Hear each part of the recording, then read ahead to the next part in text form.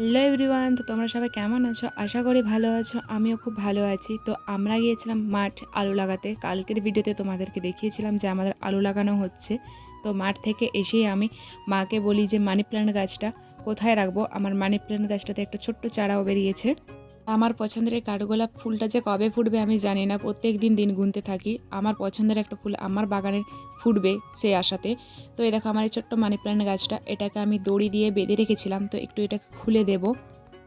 খুলে নিয়ে এটাকে আমি ঘরের ভেতরে রাখবো, আমার রুমটাতে। আমার মা আমাকে বলছে মানি প্ল্যান্ট গাছ নাকি ঘরের ভেতরে রাখতে হয়।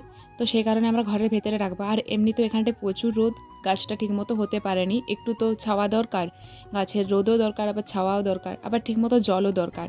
তো সেই কারণে আমি ভাবছি এটাকে আর রুমটাতেই রাখবো। তাহলে সবই হবে, ছাওয়াটাও থাকবে, আবার জলও ঠিকমতো দেবো। তো আজকের ভিডিওটা আমি এখানেই শেষ করছি। দেখা হচ্ছে নেক্সট ভিডিও নিয়ে। ততক্ষণের জন্য ভালো থেকো, সুস্থ থাকো। আর ভিডিওটা ভালো লাগলে অবশ্যই লাইক করে চ্যানেলটিকে সাবস্ক্রাইব করে পাশে থেকো। টাটা।